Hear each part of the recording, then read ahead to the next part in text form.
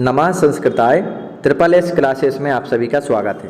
प्यारे बच्चों, आज हम हमारी पाठ्य पुस्तक सेमुसी प्रथमो भागा नवम कक्षाया संस्कृत पाठ्य पुस्तकम जो है इसका अपन 10वां पाठा जटायु शौर्यम, जिसका क्या नाम है जटायु शौर्यम अर्थात जटायु की वीरता, इसको पढ़ेंगे। यह जो पाठ है यह महर्षि वाल्मीकि के द्वारा जो रामायण रची गई थी उसके आरण्य कांड से लिया गया है और इसमें जटायु और रावण के युद्ध का वर्णन है। जब रावण सीता जी को हर के ले जाता है तो बीच में उनकी भेंट जटायु से होती है, तो जटायु इसका विरोध करता है और जटायु और रावण की मुठभेड़ होती है। वहाँ पर उसका रथ टूट जाता है और धनुष टूट जाता है। इस प्रकार से इस चैप्टर में बताया गया है। चलिए तो अपन चैप्टर पढ़ते हैं। यह पद्य में है। चलिए पद्य चैप्टर है, इसको अपन पढ़ते हैं। सबसे पहला श्लोक अपन देख लेते हैं। पहला श्लोक है सा तदा करुणा वाचो बिलपन्ति सुदुखितः वनस्पति गतम गृद्धम ददर्शायत लोचनः। सा तदा करुणा वाचो बिलपन्ति सुदुखिता वनस्पति गतम गृद्धः ददर्शायत लोचनः।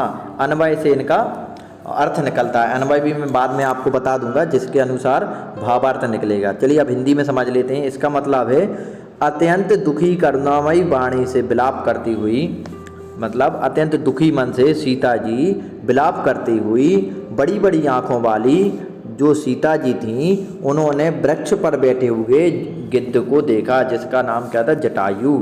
जटायु गिद्ध को किसने देखा?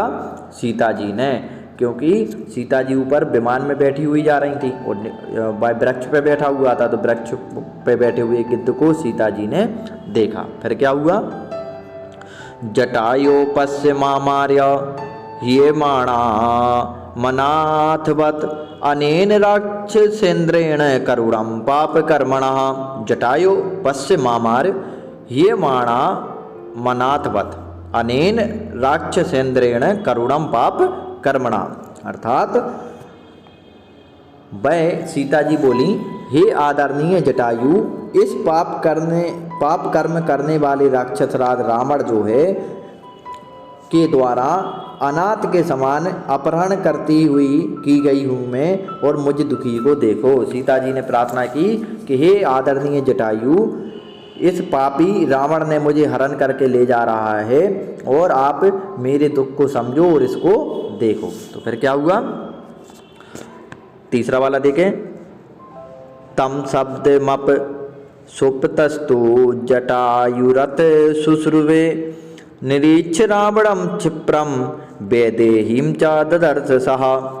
तम शब्द मप सुप्तस्तु जटायुरत शुश्रुवे निरीक्ष रावणम क्षिप्रम वैदेहीं च ददर्श सः, अर्थात इसके बाद उस सोए हुए जटायु ने, जटायु सो रहा था उस समय, शब्द को सुना और रावण को देखकर शीघ्रता ही सीता जी को देखा, रावण की दशा को देखा और सीता जी को ले जाते हुए अपहरण करते हुए उस रावण को देखा। तो देखने के बाद क्या हुआ? ततः पर्वत श्रृंगावस तीक्ष्ण तुंडः खगोस्तमः वनस्पति गता श्रीमान व्याजहार शुभाम गिरम। ततः पर्वत श्रृंगावस तीक्ष्ण तुंडः खगोस्तमः वनस्पति गता श्रीमान व्याजहार शुभाम गिरिम, अर्थात उन्होंने बोला कि इसके पश्चात वृक्ष पर स्थित पर्वत के शिखर के समान शोभा करने वाले तीक्ष्ण पेनी चोंच वाले शोभा से युक्त पक्षियों में जो श्रेष्ठ जटायु था, उसने सुंदरवाणी में कहा। जो पर्वत के शिखर पर शोभा देता है ऐसे जटायु, लंबी चोंच वाले पेनी चोंच वाले जटायु ने सुंदरवाणी में कहा। क्या कहा यह सुन लेते हैं अपन। उसने कहा निवर्तय मतिम नीचाम परदाराभि मर्शनात् नातस्य समाचरे धीरो यत्परो अस्य बिगरय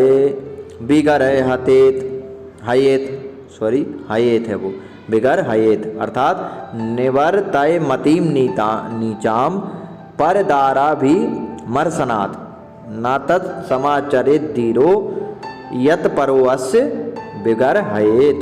अर्थात इसका मतलब बताया गया है कि हे रावण, मधुर वाणी में, सुंदर वाणी में कहा कि हे रावण, आपने जो नीच बुद्धि का विचार करके पराई स्त्री को स्पर्श करने से रोको, अपने आप को रोको। आपकी जो नीच बुद्धि ये चल रही है और पराई स्त्री का अपहरण करके ले जा रही है, इसको रोको, क्योंकि बुद्धिमान जो मनुष्य होता है उस भाई ऐसा आचरण नहीं करता। और रावण कैसा था? बुद्धिमान था,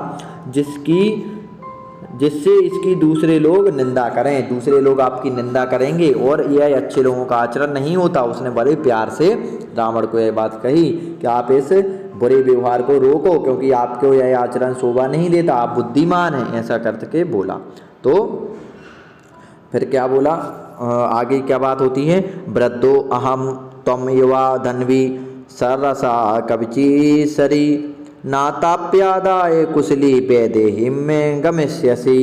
अर्थात फिर बोला कि फिर बाद में फिर बोलता है कि हे रावण, मैं जटायु बूढ़ा हूँ और तुम तो धनुर्धर हो, रथ के साथ हो, कवच धारण किए हुए हो, बाण को लिए हुए हो और जवान भी हो, फिर भी मेरे जीवित रहते हुए तुम सीता को सकुशल नहीं ले जा सकते। तुम तो इतने धनुर्धर भी हो, तुम्हारे हाथ में धनुष भी है, जवान भी हो, कवच भी धारण किए हुए हो, फिर भी मेरे जीते जी तुम सीता जी को नहीं ले जा सकते। फिर आगे क्या हुआ? तस्य तीक्ष्ण नखाभ्याम तु चरणाभ्याम महाबला चकार बहुधा गात्रे ब्राण पत गत सत्तमः। अर्थात तस्य तीक्ष्ण नखाभ्याम, तुम्हारे बिल्कुल जो नाखून है वह तीक्ष्ण नखाभ्याम तु चरणाभ्याम महाबला चकार बहुधा गात्रे ब्राण पतग सत्तमः। अर्थात उसमें बताया कि महाबाली बलशाली पक्षियों में जो श्रेष्ठ जटायु था, उसने अपने पहने नाखूनों वाले पंजों से उस रावण के शरीर पर बहुत सारे घाव कर दिए। लड़ाई करते करते उसने पहने नुकीले जो उसके नाखून थे, उसके पंजों से, पैर के जो पंजे के नाखून थे, उससे रावण के शरीर पर बहुत सारे घाव कर दिए और उसको ले जाने से रोकने लगा। फिर क्या हुआ आगे देखिए। यह बहुत ही अच्छा सुंदर चित्र बना हुआ है। जटायु हुए, रावण आप देख रहे हो कि तलवार लिए हुए हैं और सीता जी पीछे खड़ी, रथ टूट गया है। अब देखिए फिर क्या हुआ आगे।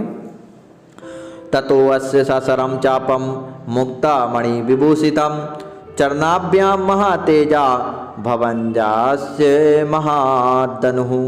ततो अस्य ससरम चापम मुक्ता मणि विभूषितम चरणाभ्याम महातेजा भवंजास्य महदनुः। अर्थात इसमें बताया गया है कि उसके बाद महान तेजस्वी बड़ी चोंच वाले जटायु ने अपने पंजों से इस रावण के मोतियों और मणियों से सुसज्जित बाणों से युक्त धनुष को भी तोड़ दिया। जो धनुष था उसको भी जटायु ने तोड़ दिया, जो मोती मणि से विभूषित था, सजा हुआ था। अब फिर क्या हुआ। सा भग्न धन्वा बिरतो हताश्वो हत सारसिः तलेना विजगान्नासु जटायुम क्रोध मूर्छितः। अर्थात सा भग्न धन्वा बिरतो हताश्वो हत सारसि, सारथी मतलब चलाने वाला। फिर तलेना विजगान्नासु जटायु क्रोध मूर्छितः। अर्थात फिर क्या हुआ, टूटे हुए धनुष वाला, जो टूटे हुए धनुष तो उसका टूट गया था, तो उस टूटे हुए धनुष वाले रथ से भीन रथ भी टूट गया था। मारे गए घोड़ों वाला, घोड़े भी मारे गए और सारथी भी मारा गया। क्रोध से व्याकुल रावण ने शीघ्र ही तलवार से की मुड़ से जटायु को मार डाला। तलवार निकाली और तलवार लेकर से देखिए प्रहार कर रहा है, जटायु को मार डाला। क्योंकि उसका देखिए सारथी पड़ा हुआ था, रथ भी टूट गया था, धनुष भी टूट गया था, तो उसको गुस्सा आया तो उसने किसको मार डाला? जटायु को मार डाला तलवार से। फिर क्या आया लास्ट में देखिए 10 नंबर का श्लोक। जटायुत्मति क्रम टुंडे नास्य खगाधिपा वाम बाहुन दस तदा व्यापार दरिंदमः। अर्थात जटायुत मतिक्रम टुंडे नास्य खगाधिपा वाम बाहुन दस तदा व्यापार दरिंदमः। अर्थात शत्रुओं को नष्ट करने वाले पक्षियों के राजा जटायु ने अपनी चोंच से उस पर आक्रमण करके अपनी उसकी बाईं ओर की 10 भुजाओं को उखाड़ दिया। फिर भी इतनी ताकत थी जटायु ने कि शत्रुओं को नष्ट करने वाले पक्षियों के राजा जो जटायु था, उसने अपनी चोंच से उस पर रावण पर प्रहार करके उसकी जो बाईं तरफ की 10 भुजाएं थी उनको उखाड़ दिया था। ये अपना चैप्टर है। अब देखिए यह शब्दार्थ है, शब्दार्थ को भी देख लेना आप। नियमानाम ले जाती हुई अपनन, मतलब सब शब्दार्थ दिए हुए हैं। यह अन्वय, यह बहुत ही इंपॉर्टेंट है, यह परीक्षा में पूछ लिए जाते हैं और इन्हीं से अनुवाद बनता है।